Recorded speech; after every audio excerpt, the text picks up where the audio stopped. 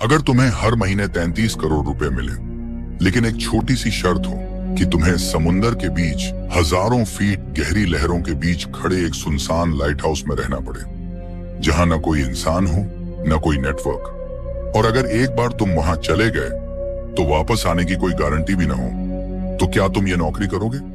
काम बस इतना सा है, उस लाइट को कभी बंद नहीं होने देना, एक सेकंड के लिए भी नहीं। सुनने में ये आसान लगता है, लेकिन जैसे ही लोगों को सच्चाई पता चली कि ये लाइट हाउस समुंदर के ठीक बीचों बीच है, जहां हर रात तूफान उठते हैं, लहरें दीवारों को तोड़ने की कोशिश करती हैं, और जहां से पहले जो भी गया वो कभी वापस नहीं आया। हजारों लोग लाइन में खड़े थे, लेकिन ये सुनते ही एक एक करके सब पीछे हटने लगे। किसी की हिम्मत नहीं हुई उस जगह पर जाने की, लेकिन तभी उस खामोश भीड़ के बीच एक आदमी आगे बढ़ता है, एक गरीब मछुआरा जिसके घर में 2 वक्त की रोटी भी मुश्किल से मिलती है। आंखों में भूख, चेहरे पर थकान और दिल में बस एक ही सवाल, अगर यहां भी नहीं तो मेरी जिंदगी बदलेगी कब? वो एक बार लोगों की तरफ देखता है और बिना सोचे धीरे से कहता है, मैं ये काम करूंगा। उसकी आवाज में डर नहीं था, सिर्फ मजबूरी थी। वो उस लाइट हाउस में नौकरी करने तो चला गया,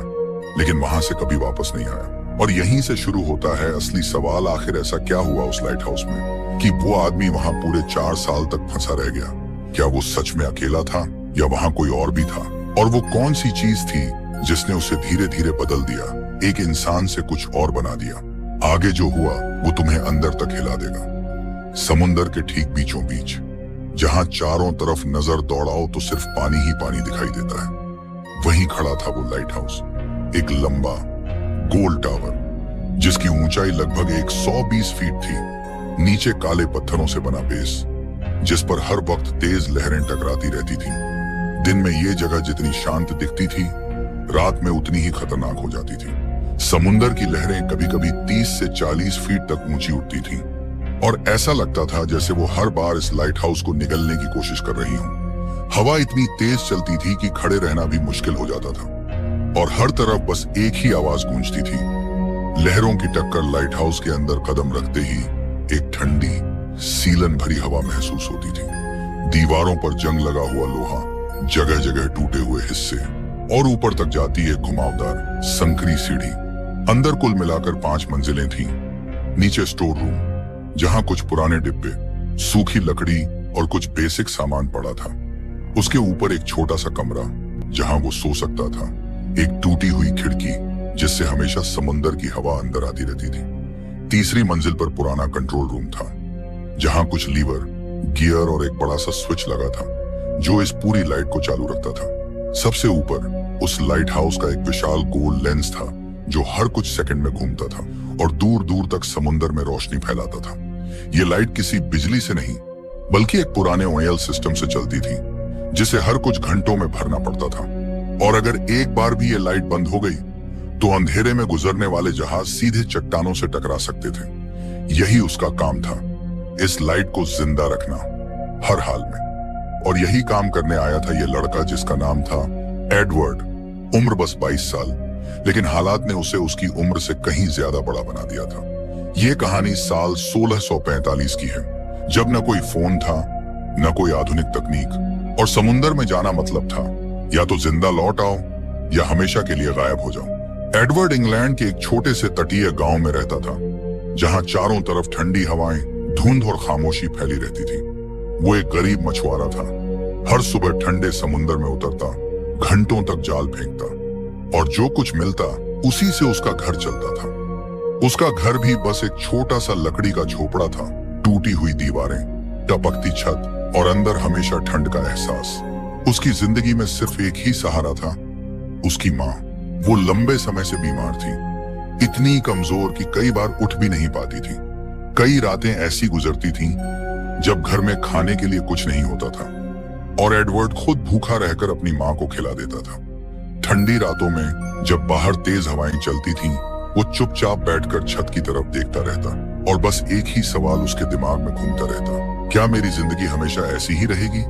और शायद इसी सवाल का जवाब उसे उस दिन मिला, जब उसने उस खतरनाक लाइट हाउस की नौकरी के लिए हाँ कहा। उसे पता था ये आसान नहीं होगा, उसे ये भी पता था शायद वो कभी वापस ना आए। लेकिन उसके दिल में सिर्फ एक ही बात थी, अगर मैं ये कर गया तो मेरी माँ को फिर कभी भूखा नहीं सोना पड़ेगा। और इसी उम्मीद, इसी मजबूरी के साथ एडवर्ड उस लाइट हाउस की तरफ जाने के लिए तैयार हो गया। उसे नहीं पता था कि वो जिस जगह जा रहा है वो सिर्फ एक लाइट हाउस नहीं, बल्कि एक ऐसा अंधेरा है जहां से लोग लौटते नहीं, खो जाते हैं। अगले ही दिन सुबह घने कोहरे के बीच एक पुरानी लकड़ी की नाव उसे लेने आई। एडवर्ड उस नाव पर बैठा और धीरे धीरे उसका गांव पीछे छूटता गया। उसकी माँ, उसका घर, उसकी पुरानी जिंदगी सब धुंध में गायब हो गया।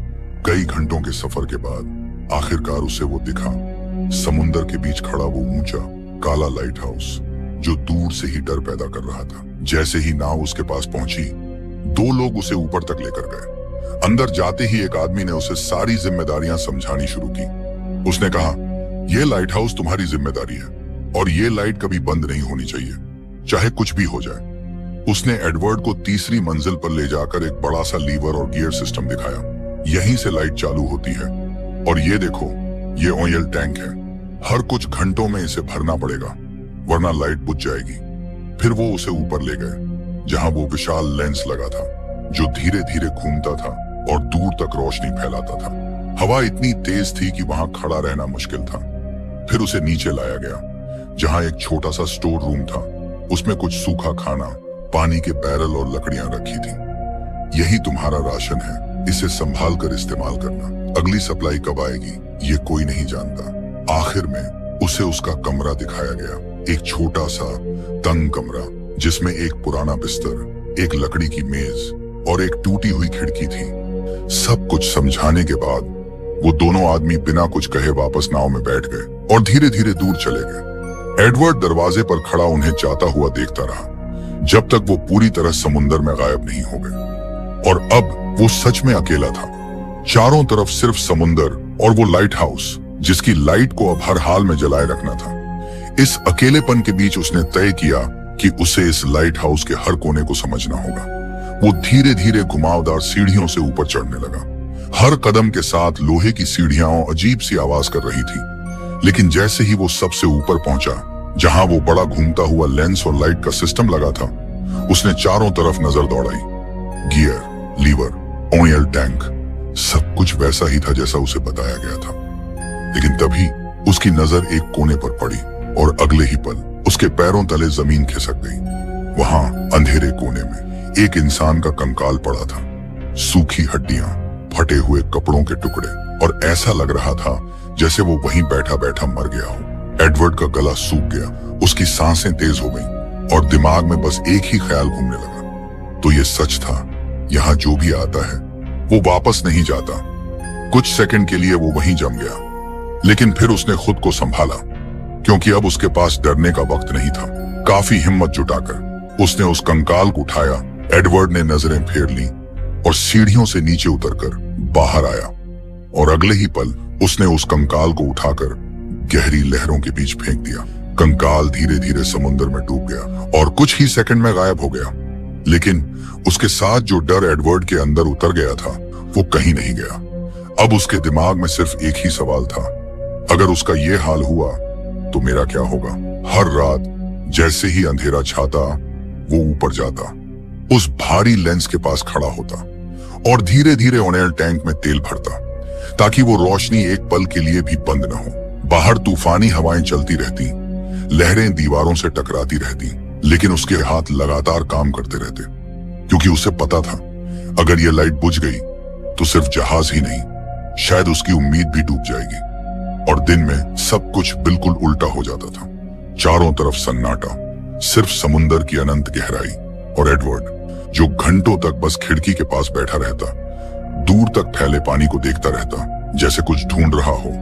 रात होती तो फिर वही काम, ऊपर जाना, तेल भरना, लाइट को जिंदा रखना और फिर नीचे आकर अपने छोटे से कमरे में बैठकर थोड़ा बहुत खाना खा लेना। सूखी रोटी, थोड़ा पानी और फिर उसी ठंडी खामोश कमरे में सो जाना। ऐसे ही एक एक दिन गुजरता गया और देखते ही देखते उसे वहां पूरे 7 दिन हो चुके थे। लेकिन अब एक नई परेशानी शुरू हो चुकी थी। स्टोर में रखा खाना धीरे धीरे खत्म हो रहा था, पानी भी कम बचा था और सबसे डरावनी बात, अभी तक कोई भी नाव उसे देखने वापस नहीं आई थी। दिन धीरे धीरे गुजरते जा रहे थे और हर दिन के साथ एडवर्ड का राशन खत्म होता जा रहा था।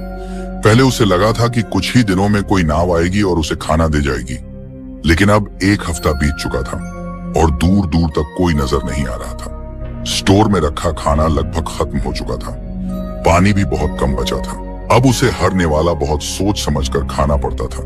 सबसे बड़ी परेशानी ये थी कि वो किसी से संपर्क भी नहीं कर सकता था। साल 1645 था, ना कोई रेडियो, ना कोई सिग्नल। अगर कोई मुसीबत हो जाए तो बस वही था, और चारों तरफ फैला अंतहीन समुंदर। धीरे धीरे उसके मन में डर बढ़ने लगा। अगर कोई नहीं आया तो क्या मैं यहीं खत्म हो जाऊंगा? और फिर वो दिन भी आ गया जब उसके पास बस एक दिन का खाना बचा था। उस रात एडवर्ड अपने कमरे में नहीं गया। वो खिड़की के पास बैठा रहा, चुपचाप, बिना हिले, बस अंधेरे समुंदर को देखता हुआ। सब कुछ धुंधला सा दिख रहा था। तभी उसकी नजर दूर किसी चीज पर पड़ी। पहले उसे लगा ये उसका वहम है, लेकिन धीरे धीरे वो साफ दिखने लगी। एक छोटी सी नाव जो सीधे उसी लाइट हाउस की तरफ बढ़ रही थी। एडवर्ड की आंखों में अचानक चमक आ गई। कई दिनों बाद उसके चेहरे पर उम्मीद दिखी। कोई आ रहा है मेरे लिए खाना लेकर। वो छोटी सी नाव धीरे धीरे लाइट हाउस के पास आकर रुक गई। एडवर्ड जल्दी जल्दी नीचे उतरा। नाव में 2 आदमी थे। उनके चेहरे सख्त थे, जैसे ये उनके लिए बस एक काम हो, कुछ खास नहीं। उन्होंने बिना ज्यादा बात किए उसे एक बड़ा सा लकड़ी का बॉक्स पकड़ा दिया, जिसमें लगभग 1 महीने का राशन था, सूखा खाना, पानी के बैरल और थोड़ा सा तेल। एडवर्ड की आंखों में उम्मीद थी। उसने जल्दी से कहा, तुम लोग थोड़ा जल्दी नहीं आ सकते? यहाँ बहुत डर लगता है। मैं अकेला हूं। लेकिन उन लोगों ने उसकी बात पर ज्यादा ध्यान नहीं दिया। उनमें से एक ने बस ठंडी आवाज में कहा, जितना दिया है उसे संभाल कर इस्तेमाल करो, अगली बार कब आएंगे ये तय नहीं है। इतना कहकर उन्होंने नाव मोड़ी और बिना पीछे देखे वापस जाने लगे। एडवर्ड वहीं खड़ा रह गया, हाथ में खाना, लेकिन दिल में फिर वही खालीपन। नाव अब दूर जा चुकी थी और कुछ ही देर में धुंध में गायब हो गई। अब फिर से वो अकेला था। चारों तरफ वही समुंदर, वही हवाएं, वही खामोशी। फिर धीरे धीरे अपना सामान अंदर ले गया। अब उसके पास फिर से 1 महीने का खाना था, पानी था, और कुछ समय के लिए उसे लगा कि सब ठीक है। उसने मन ही मन सोचा, नौकरी तो बुरी नहीं है, समय पर खाना मिल जाता है, रहने की जगह है, और 33 करोड़ की सैलरी। इतना सब तो मैंने कभी सोचा भी नहीं था। और काम भी कितना आसान है, बस लाइट को जलाए रखना है। कुछ देर के लिए उसके चेहरे पर हल्की सी मुस्कान आई, जैसे उसने खुद को समझा लिया हो कि यह फैसला सही था। दिन में वो फिर खिड़की के पास बैठकर समुंदर को देखता रहता और रात में उठकर अपना काम करता, तेल भरता, लाइट को जलाए रखता, फिर नीचे आकर खा पी कर सो जाता। उसे लगने लगा था कि शायद वो इस जगह के साथ एडजस्ट कर लेगा, शायद ये जिंदगी उतनी भी बुरी नहीं है। लेकिन उसे ये बिल्कुल नहीं पता था कि ये जो उसे आसान लग रहा है वो सिर्फ एक झूठी शुरुआत है, क्योंकि आने वाले 4 साल उसे इसी जगह पर बिताने थे, बिना किसी पक्के खाने के, बिना सही पानी के, और बिना किसी इंसान के साथ के। ऐसे 4 साल जिनकी उसने कभी कल्पना भी नहीं की थी। समय धीरे धीरे बीतता गया और देखते ही देखते एडवर्ड को उस लाइट हाउस में पूरा 1 महीना हो गया। अब उसके मन में उम्मीद फिर से जागने लगी थी। वो सोचने लगा कि अब तो वो लोग जरूर आएंगे उसकी सैलरी देने, और शायद उसे कुछ दिनों की छुट्टी भी मिल जाएगी। वो घर जाएगा, अपनी माँ का इलाज कराएगा और इन पैसों से एक नया अच्छा सा घर बनाएगा। इन ख्यालों के साथ उसके चेहरे पर फिर से मुस्कान लौट आई थी। वो खिड़की के पास बैठकर दूर समुंदर को देखता रहता। उसने अपने मन में बड़े बड़े सपने बना लिए थे, एक ऐसी जिंदगी के सपने जहां अब गरीबी और दर्द ना हो। लेकिन दिन बीतते गए, फिर कुछ और दिन बीते, फिर एक पूरा हफ्ता निकल गया और कोई नहीं आया। न कोई नाव, न कोई इंसान, न कोई खबर।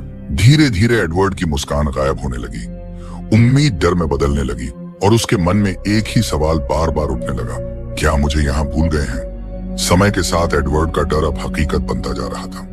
धीरे धीरे उसका खाना फिर से खत्म होने लगा, पानी भी कम होता गया, और देखते ही देखते एक दिन ऐसा आया जब उसके पास कुछ भी नहीं बचा था, न खाने को कुछ, न पीने को साफ पानी। अब उसके दिमाग में वही खौफनाक तस्वीर घूमने लगी। ऊपर देखा हुआ वो कंकाल और उसके मन में एक ही सवाल गूंजने लगा, क्या मैं भी उसी तरह मरने वाला हूं?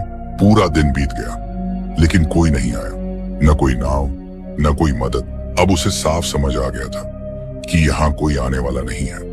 अब अगर उसे जिंदा रहना है तो उसे खुद ही कुछ करना होगा। और फिर मजबूरी में उसने एक फैसला लिया। वो लाइट हाउस के किनारे गया, जहां नीचे तेज लहरें चट्टानों से टकरा रही थीं, और वहीं खड़े होकर उसने अपने हाथों से मछलियां पकड़ने की कोशिश शुरू कर दी। कई बार वो फिसलते फिसलते बचा, कई बार लहरें उसे खींचने लगी, लेकिन भूख उससे ज्यादा खतरनाक थी। धीरे धीरे उसने मछलियां पकड़ना सीख लिया और वही उसका खाना बन गई। पानी के लिए उसके पास कोई और रास्ता नहीं था। वो मजबूरी में समुंदर का खारा पानी पीने लगा। हर दिन अब एक लड़ाई बन चुका था, जिंदा रहने की लड़ाई। और एडवर्ड अब एक इंसान कम, एक सर्वाइवर ज्यादा बनता जा रहा था। दिन गुजरते गए, फिर हफ्ते और धीरे धीरे महीने भी बीतने लगे, लेकिन उस लाइट हाउस पर कोई नहीं आया। न कोई नाव, न कोई आवाज, न कोई इंसान। एडवर्ड अब हर सुबह उठकर बस एक ही चीज देखता था, खाली समुंदर, और हर शाम उसे वही खालीपन वापस घेर लेता था। अब उसे साफ समझ आने लगा था कि उसे यहाँ छोड़ दिया गया है, हमेशा के लिए। उसके अंदर जो थोड़ी बहुत उम्मीद बची थी, वो भी धीरे धीरे खत्म होने लगी। अब वो खिड़की के पास खड़ा होकर दूर नहीं देखता था, क्योंकि उसे पता था वहां कुछ नहीं है, सिर्फ अंतहीन पानी और एक ऐसी खामोशी जो इंसान को अंदर से तोड़ देती है। अब उसके मन में एक ही बात बार बार घूमने लगी, शायद मुझे यही मरना पड़ेगा, अकेले। एडवर्ड अब समझ चुका था कि ये नौकरी नहीं थी, ये एक सजा थी, जिसका अंत सिर्फ मौत थी। ऐसे ही दिन, हफ्ते और फिर साल गुजरते चले गए, और देखते ही देखते एडवर्ड को वहां पूरे 4 साल हो चुके थे। अब वो पहले जैसा इंसान नहीं रहा था। उसका शरीर बिल्कुल सूख चुका था, हड्डियां साफ दिखाई देती थीं, चेहरे पर गहरी थकान और आंखों में खालीपन बस गया था। उसके बाल अब लंबे और बिखरे हुए हो चुके थे, जैसे उसने महीनों से खुद को देखा ही न हो। हर दिन अब एक जंग बन चुका था। कभी उसे मछलियां मिल जाती तो वो किसी तरह जिंदा रह लेता, और कभी कभी पूरे दिन कुछ भी नहीं मिलता तो उसे भूखे पेट ही सोना पड़ता। उसका शरीर अब इतना कमजोर हो चुका था कि खड़ा रहना भी मुश्किल लगता था, लेकिन फिर भी वो हर रात किसी तरह उठकर उस लाइट में तेल भरता, क्योंकि अब वही उसकी आखिरी जिम्मेदारी बची थी। वो अक्सर खिड़की के पास बैठकर समुंदर को देखता, लेकिन अब उसकी आंखों में कोई इंतजार नहीं होता था, सिर्फ एक सच्चाई थी, अब मैं कुछ ही महीनों में मरने वाला हूं। तभी उसके मन में एक खतरनाक ख्याल आया। उसने सोचा, अगर मैं इस लाइट को ही बंद कर दूं, जहाजों को रास्ता ही ना दिखाऊं, तो लोग मजबूर होकर यहाँ आएंगे और मुझे यहाँ से ले जाएंगे। उसके लिए अब ये सिर्फ एक उम्मीद नहीं, आखिरी कोशिश थी। बिना ज्यादा सोचे वो लड़खड़ाते कदमों से स्टोर रूम में गया। वहां से एक लंबा भारी लकड़ी का डंडा उठाया और धीरे धीरे ऊपर उस लाइट के पास पहुंचा, जो इतने सालों से उसकी जिम्मेदारी थी। फिर एक ही झटके में उसने उस लाइट पर जोर से वार किया। कांच टूटने की तेज आवाज पूरे लाइट हाउस में गूंज गई। वो चमकती हुई रोशनी जो सालों से समुंदर को रास्ता दिखा रही थी, एक पल में खत्म हो गई। फिर उसने बिना रुके सारा तेल उठाकर बाहर फेंक दिया। तेल लहरों में मिलकर धीरे धीरे गायब हो गया। अब वो लाइट हाउस पूरी तरह अंधेरे में डूब चुका था। एडवर्ड नीचे खड़ा था, हांफता हुआ। उसकी आंखों में एक अजीब सी उम्मीद थी। उसे लगा, अब कोई आएगा, अब कोई उसे बचाने जरूर आएगा। लेकिन उसे ये नहीं पता था कि उसने जो किया है, उसका अंजाम उसकी सोच से कहीं ज्यादा खतरनाक होने वाला है। पहली बार उस लाइट हाउस में ऐसी खामोशी थी जिसमें कोई उम्मीद नहीं थी, लेकिन उसके मन में एक अजीब सा सुकून भी था। उसे लग रहा था कि अब कोई जरूर आएगा। रात धीरे धीरे और गहरी होती गई, हवा तेज होने लगी और समुंदर पहले से ज्यादा खतरनाक हो गया। एडवर्ड बार बार बाहर झांक कर देखने लगा कि शायद कहीं दूर कोई जहाज दिखे, लेकिन हर तरफ सिर्फ काला अंधेरा था। तभी अचानक दूर से एक हल्की सी आवाज आई, जैसे लकड़ी किसी चीज से टकरा रही हो।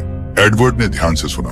आवाज धीरे धीरे तेज होती गई और अगले ही पल एक भयानक टक्कर की आवाज पूरे समुंदर में गूंज गई। एडवर्ड डर के मारे वहीं जम गया। वो समझ चुका था कि कोई जहाज चट्टानों से टकरा चुका है। वो भागकर ऊपर गया, टूटी हुई लाइट के पास खड़ा होकर अंधेरे में देखने लगा, और उसे दूर लहरों के बीच कुछ टूटता हुआ दिखाई दिया।